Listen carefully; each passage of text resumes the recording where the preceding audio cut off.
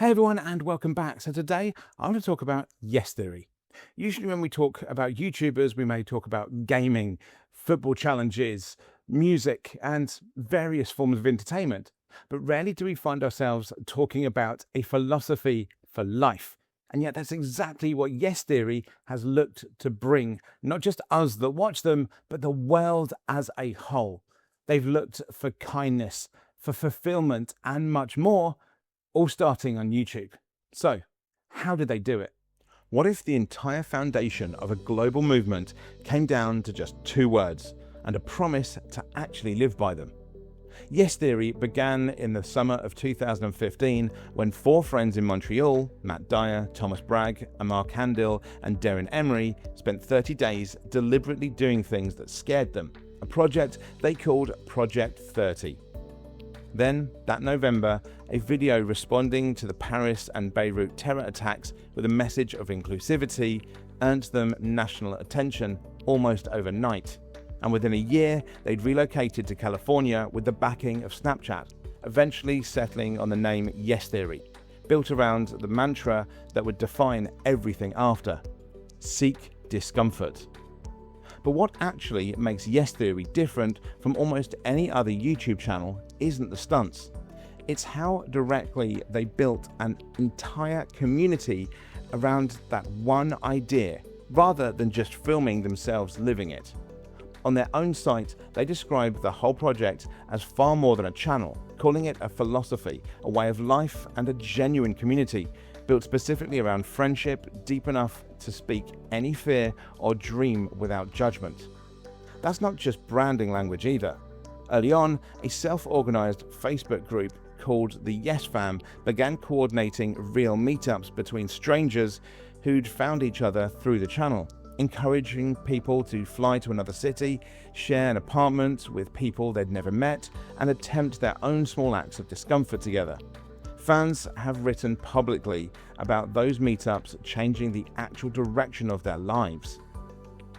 The clearest global validation of that philosophy came in September 2018 when the group publicly challenged actor Will Smith to bungee jump from a helicopter over the Grand Canyon for his 50th birthday. Smith agreed on the condition it raised money for the charity Global Citizen, and the resulting video introduced Yes Theory's entire message to an audience many times the size of anything they'd reached before. That same instinct for turning philosophy into direct action shows up repeatedly in how they've used their platform since.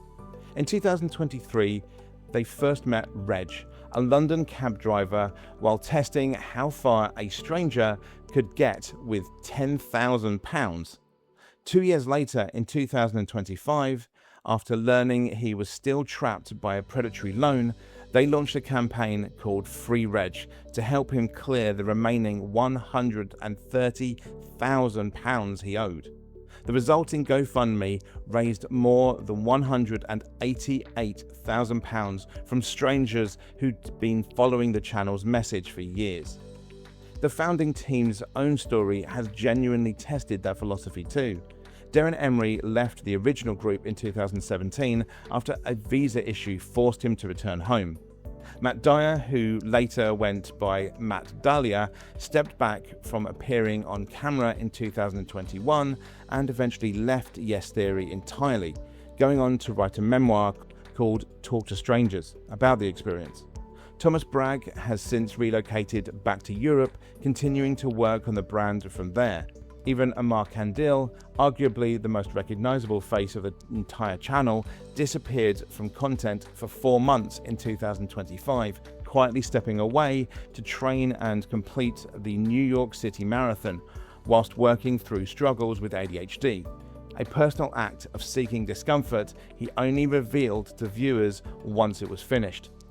Rather than treating any of that as an ending, the group used their 10th anniversary in 2025 to formally announce what they call a new beginning, an explicit long-term commitment they refer to as their 1,000-year project, aimed directly at building physical spaces and live events to combat loneliness and build genuine belonging, rather than simply producing more videos.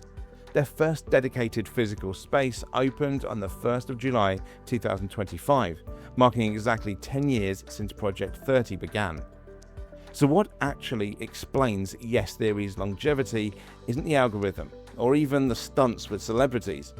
It's that the founders kept applying their own philosophy to their real lives in public, including the parts that meant stepping away, struggling, or leaving entirely, and built community meetups, charitable campaigns, and now physical spaces, specifically to prove that philosophy could hold up off camera too. 10 years after 4 scared, broke friends decided to say yes to 30 things that frightened them, the same 2 words are still the foundation of a genuine attempt to help strangers become family.